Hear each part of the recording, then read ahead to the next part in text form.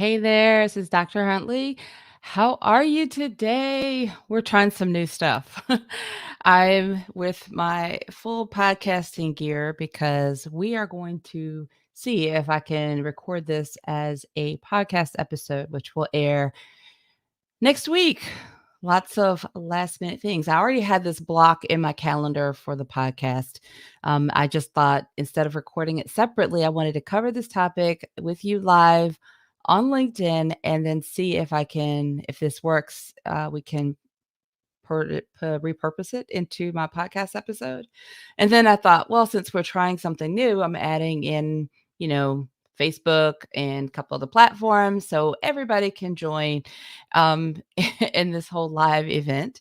And sink or swim, we're testing it all out. So I'm glad you're here.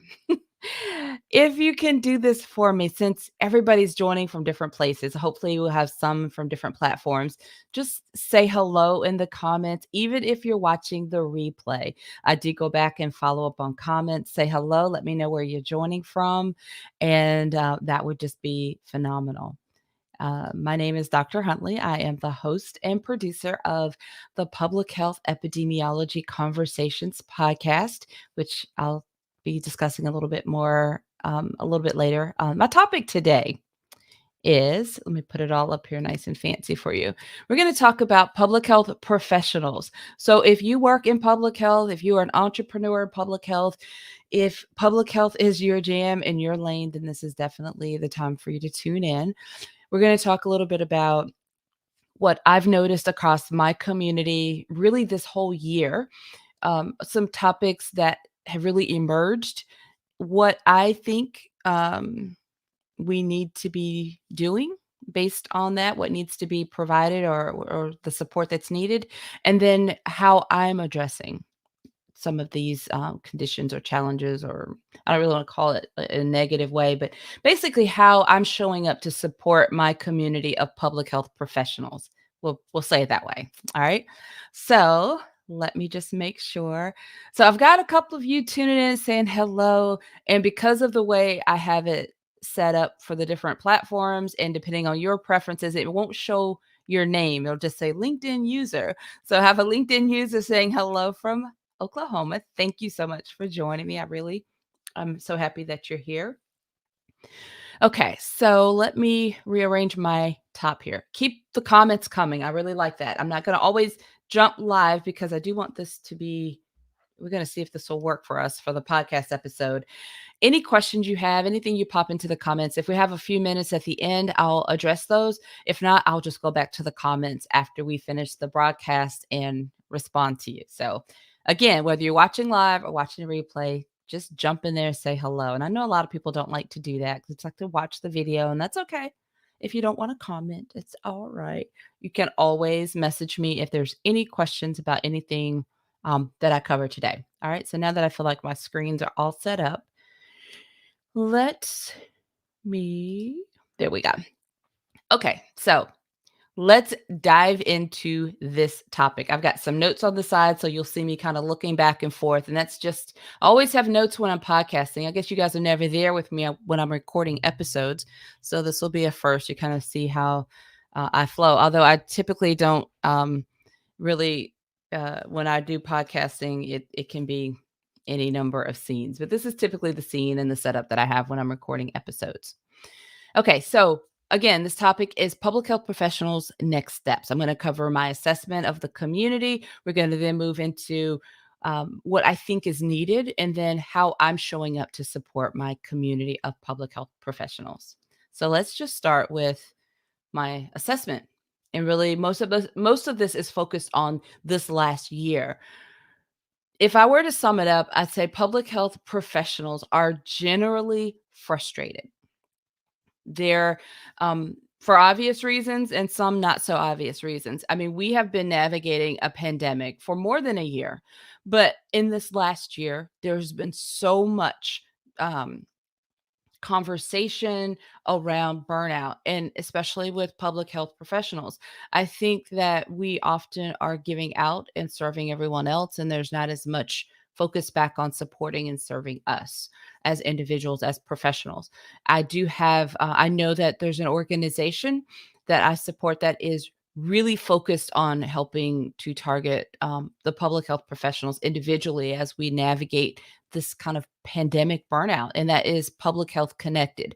So if you are not already following Public Health Connected on social media, look them up, follow them. They're doing amazing work to support the professional community of public health workers as we continue to navigate this pandemic. But we are, as a community of public health professionals, exhausted as a result of all that we've done and all that we continue to do every day around the pandemic.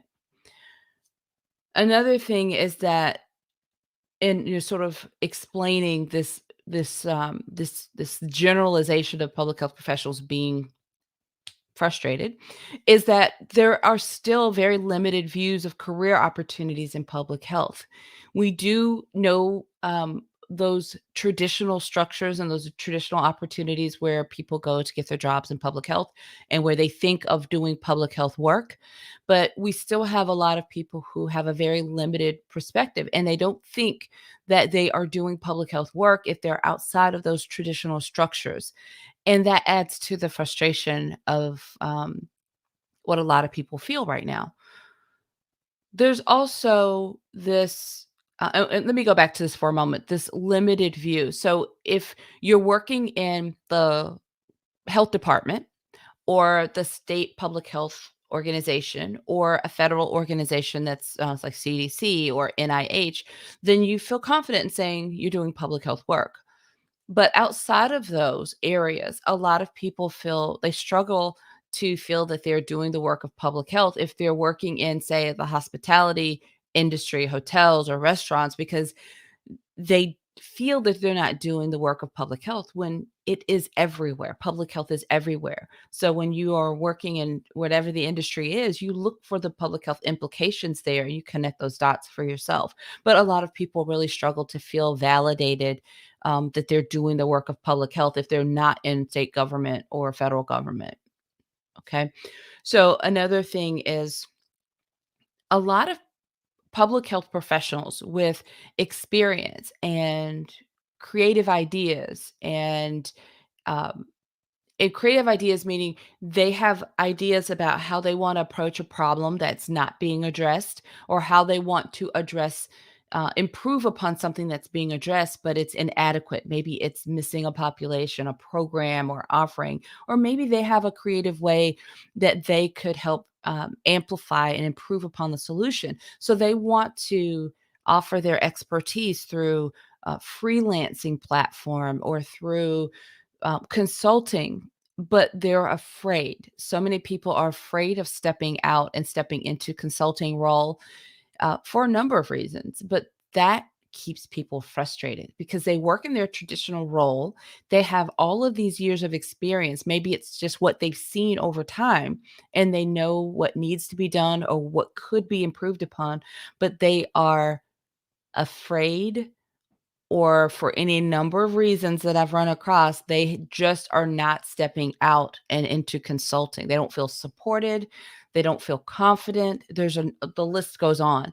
But for those people, because they have so much more to give above and beyond what they're doing in their traditional role in public health, they are frustrated because they have more that they could do. They see that more needs to be done and could be done, but for whatever reason, they're not stepping out to do more, the more that they know that they can do. And then another, still under this general umbrella of public health professionals kind of feeling frustrated, is that we're still very siloed. You know, despite how much we think this word is being overused, it is what it is.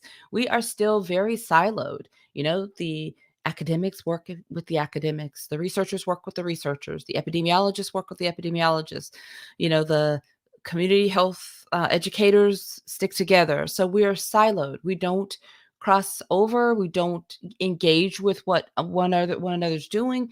We don't have these cross collaboration working groups.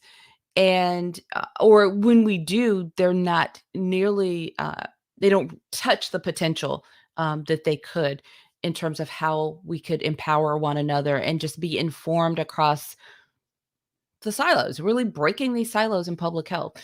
So this adds to the feeling of frustration. We just don't know what the other is doing. There's a lot of duplication and just the isolated feelings that go along with that. So for all of these reasons, I think, and I'm not just pulling this all, out of my own mind or just sitting around thinking and wondering.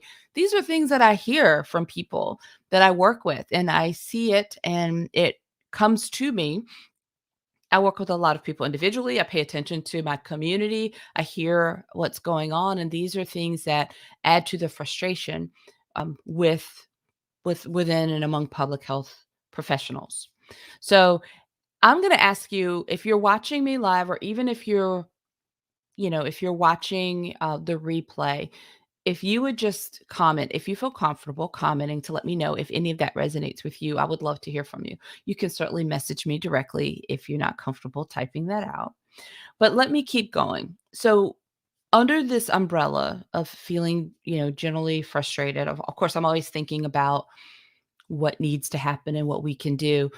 I also noticed something else, and that is that we still lag behind other industries as public health professionals. We still lag behind other industries in a few ways. We have these inadequate networks, which kind of stems back to the last thing that I mentioned about being siloed, because we are not really breaking down those walls, really engaging with one another across the different categories or industries or niche areas in public health. Then our networks, we may have networks, but they're inadequate. The other thing that kind of goes into that is these inadequate networking skills. So sometimes people are really, really good at it. And this is not everyone, but I think these are things that are kind of, it causes us to lag behind some of the other industries. So where we're not really networking with one another, some of our skills are a little rusty. So we throw across the business cards if we happen to be in person, or some people who are in their job, in their role, because they're, sometimes burdened really heavy with the work. There's no time to network, or they don't think that it is being productive to network and engage with others in the work. They're just trying to tick the boxes and do what they need to do, when we're not really meeting new people, engaging, getting to know what they're doing, and even the skills to do so. I cannot tell you how often people will reach out to me still to connect with me, and there's no connection, there's no conversation. Uh, Being able to know how you connected with someone, just the hi, hello, how are you? You can still do that. And you should still do that when you're connecting with someone across social media, for example, and you send a connection request, send a message along with that. So, those are some of the things that stand out to me as I pay attention, and I always am paying attention to my community, but specifically in this year. So, what I think we need more of, based on my assessment of my community of public health professionals, what I think we need more of is, well, number one, support and encouragement for creative expression in public health. And this goes across the board. I find that the younger generation, like I sound like this old lady now, but the millennials, who sometimes get such a bad rep, I think they have nailed it, because they have an idea, they get inspired, they do it, they take action. And we can learn a lot from that type of energy. We don't Some of us wait to get permission to be creative, and some of us are afraid to step out and be creative because we're afraid of what it will look like, because it's being done differently. How many times have you heard, we do it this way, we've always done it this way, and don't we even question it, it's just the way it's done?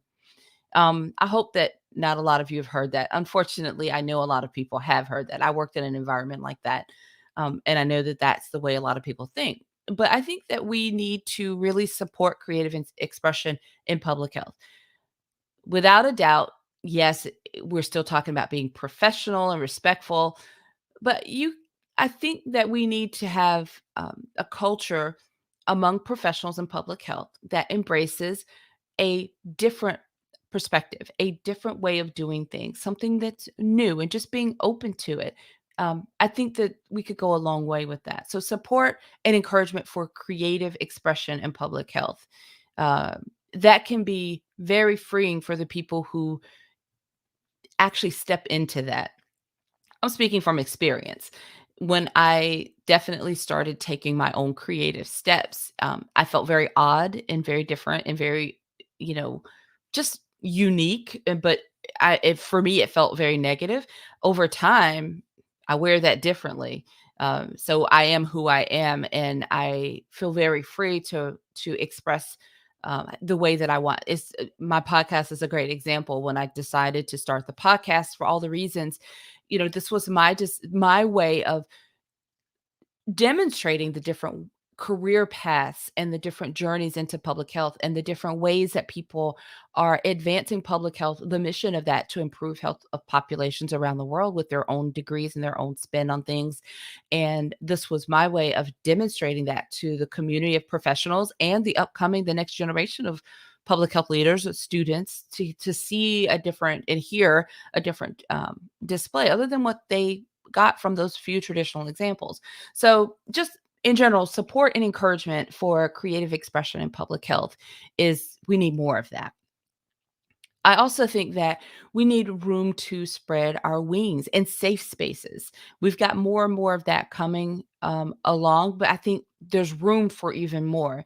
We need to have these safe spaces for people to spread their wings and test things out and share their ideas and bounce those off of other people and to feel supported and not so negatively isolated and like this is so wrong or awkward.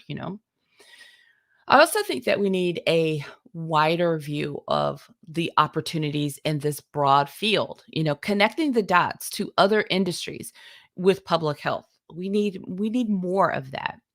And, generally just more thinking outside the box. That phrase will never get old to me. Really being able to think outside the box is how we are going to be able to make a difference. It's so important. So these are the things that I feel that we need more of. I'm not saying we don't have any of these things, but we absolutely need more of these things um, based on my assessment of my public health professional community. Now, this is where I get to share with you my spin on things. So, these are some things that I'm doing. I've been doing and I will continue to do. And some of it's a little new, but these are the things that I do and how I address some of these issues and how I share maybe I should say, show my support for my professional community of public health folks. And first and foremost is the podcast. Public Health Epidemiology Conversations podcast. For those who are watching me live, and if you're listening to me on the podcast, like I'm already listening to you. This podcast is one of the ways that I continue to address some of these issues. This helps connect with the connecting the dots in other industries. With the variety of guests that I bring on this show, people always comment to me when they talk about what they like about the podcast. I often hear people say the variety of guests. And that's something that I've always had fun with from the beginning. I always get excited when I interview my guests for a new episode. And I can't imagine that ever getting old for me either. So that's one of the ways that the podcast helps support some of the challenges I mentioned earlier. And helping you think outside the box about the opportunities. So if we go back to episode 209, which is where I changed the name of the podcast, it was not because I no longer support career focused direction or people seeking careers. If you remember, if those have been around for a while, the podcast started out with the name Public Health Epidemiology Careers Podcast. And in episode 209, I changed the name to Public Health Epidemiology Conversations Podcast. Slight change, but I did that only because I wanted to break people away from just thinking about a job title or thinking so niche, narrow about the career, but more about the opportunities. So when I changed to conversations, that felt like it opened things up for us to have these more conversations that connect the dots because more people are interested in these conversations that aren't necessarily looking to switch careers, or it's not always about the career. But I think beyond our community of public health professionals, there have been so many people that have engaged with the podcast and have taken so much away from these conversations, who are not looking at careers, but they're looking at how public health fits into what they do in their industry. So it kind of breaks some of the walls. And that was a lot of the deep thought around changing that when I made that change. So that's another way that I support some of those, my community in addressing some of the challenges that I talked about. The podcast also supports this, creative expression. A lot of my solo episodes, similar to this one, where I put on, I either share a lot of insights and feedback with you, but I often will put on my coaching hat and just really share, especially when a topic comes to light that I know will really help my community. I put on my coaching hat and I share, teach and share, and just really, I won't say normalize things, but I know that sometimes when people are thinking about, especially under the umbrella of entrepreneurship, they feel like they're by themselves, or it's really scary. So when I put on my coaching hat and I talk about some of these things, it really helps a lot of people, who are listening. So this is how I support in that way. So I would encourage you to subscribe to the podcast newsletter. If you're on my website, you can, anything that you opt into will get you on the newsletter. So you'll get weekly updates whenever new episodes come out. And then once a month, we send out a newsletter that lets you know all the things that are going on within our community. Also, if you're listening in Apple Podcasts or Spotify or any of the number of apps that you choose where podcasts are found, just click the follow button so that you will be alerted and you'll know when the new episodes come up. Okay. Another way that I continue to support is through social media. So my business, Dr. C.H. Huntley LLC, and then I have my personal accounts. So when you follow, any of the business accounts across, Instagram, LinkedIn, Facebook, um, Twitter, I don't know if I missed any. You'll see those accounts will keep you up to date on what's happening with the episodes of the podcast. I'll remind you of some of the older episodes sometimes. If there's anything new, the resources that are offered through the business, any events that are coming up, you'll stay up to date on the resources that are available to support the public health community. If you follow my personal accounts, then you get to keep up with anything that is going on with me that you find interesting. So on Instagram, Twitter, and LinkedIn, I have personal accounts as well. So depending on that profile, that platform, it kind of dictates what I talk about. So if you want to hear about personal things like, my plant-based diet journey and my my family, then Instagram would be the place. My obsession with walking and hiking, then that'd probably be a place to follow me.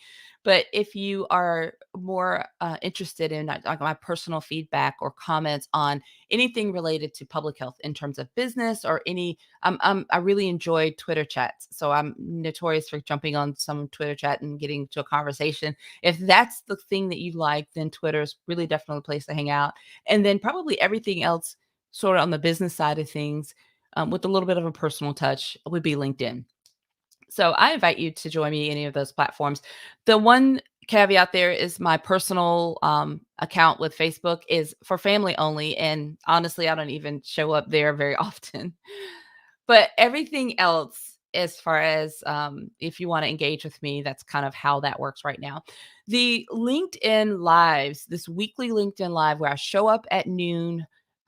Usually it's 30 minutes. Today will probably be a little longer because I'm trying to complete this recording for our podcast. But LinkedIn Live every day at 12 noon, and that's Eastern time. I'm not every day, every Wednesday at 12 noon Eastern is where I show up to share. Usually it's a entrepreneur related topic. And sometimes I'll update you on things around the podcast. And today I'm experimenting to put together a podcast episode. So I guess you never really know. But for the most part, it's around support for entrepreneurial type of topics because I know that people are thinking about it and it is really on your mind. So if I just come up front and share it, it provides that safe space and supports you in a way that, you don't have to comment, you don't have to, but it's just there.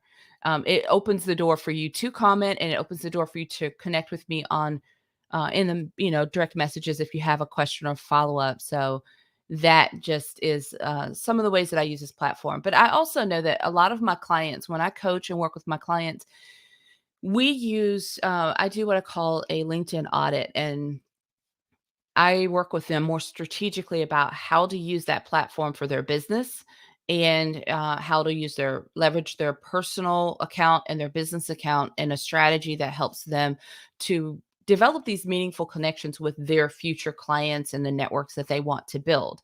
So that is something that I offer right now only with my clients that I work with, but I may offer that to my broader community from time to time. If that's something that is of interest for you, to you, then certainly send me a direct message on LinkedIn, and we can talk about that.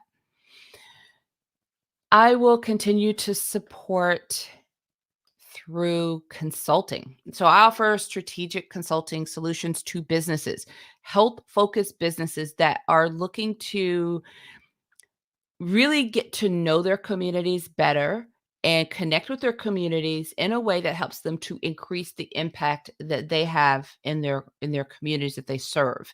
And we do that with using public health, specifically epidemiology, in a way that's unique to your business. And right now, so many businesses are really aware of public health and epidemiology and would love to incorporate more into what they do. So if you're a health focused organization and you're interested in a unique strategy that helps you incorporate more of the public health and epidemiology to help you have a bigger impact in your community, I can help you with that. That is really where I've been landing a lot of the consulting work in this year. So that's a way that I support public health in my own creative sphere because it opens up that conversation a lot more in a broader sense beyond the public health industry. It makes public health and epidemiology more digestible to other health focused organizations. And then finally, I will say I continue to support and address some of these issues by providing coaching services. So I have coaching services available in three sort of categories. So for people who are curious, you're not sure about this whole entrepreneurial thing or consulting thing, but you'd like to know how it works or how it could possibly work for you. You're just curious. That's one way that I help. Another category of coaching, people fall in a category of building. So they've decided they want to start consulting. They want to start their own business, but they have no idea what to do first or what to do next, how to get clients, how to set all this up, what am I going to offer, all the things. They just know that they want to start, but they're not sure what to do next. So that is a category where I help people. And then also those consultants that already have a business. They have a business, they're wanting to level up a bit more, they're wanting to up their goals. They want to be in a community with other public health consultants who are striving for the same type of growth. Then I support my public health consultants in a small group setting in coaching as well. So those three areas, if you're curious, you're building, or you're growing, and that would be the way I would categorize the different entrepreneurs in public health that I support. And then finally, some people don't want to work in a group.